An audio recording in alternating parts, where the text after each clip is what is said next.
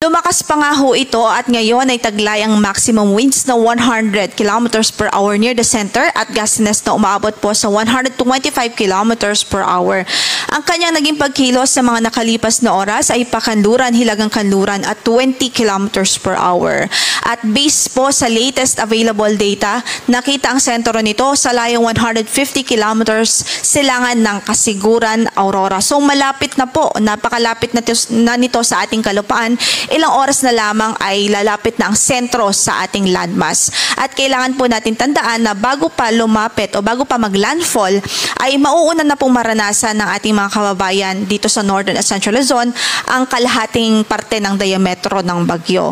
Kaya't kaugnay dyan, based po dito sa latest radar imagery po natin, narito po yung sentro ng bagyo at approaching na po ito papunta dito sa southern portion ng Isabela o northern portion ng Aurora as its entry point. So nakikita po natin ang possible landfall ay northern portion ng Aurora o kaya naman ay sa southern portion ng Isabela. Pero bukod dyan, bukod sa landfall ay ngayon nga po as early as now, nararanasan na at nakaka-apekto na yung kalahating parte ng bagyo, ng diametro ng bagyo.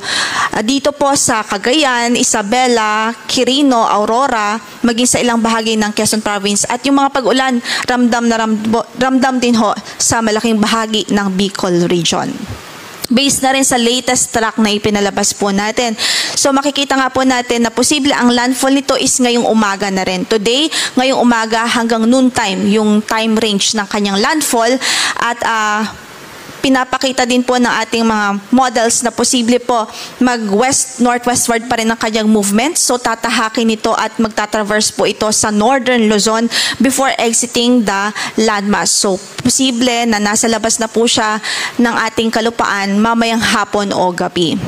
And then, ang kanyang exit sa PAR, inaasahan po natin by Saturday or early morning, so madaling araw ng Sabado ho yan.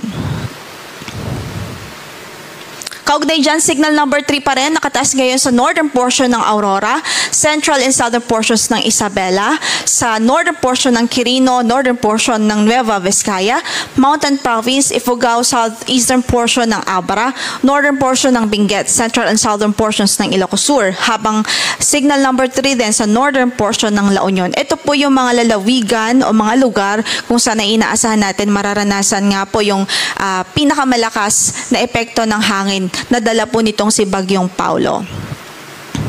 Samantala, signal number 2 naman, dito sa central and southern portions ng mainland Cagayan, rest of Isabela, rest of Quirino, rest of Nueva Vizcaya,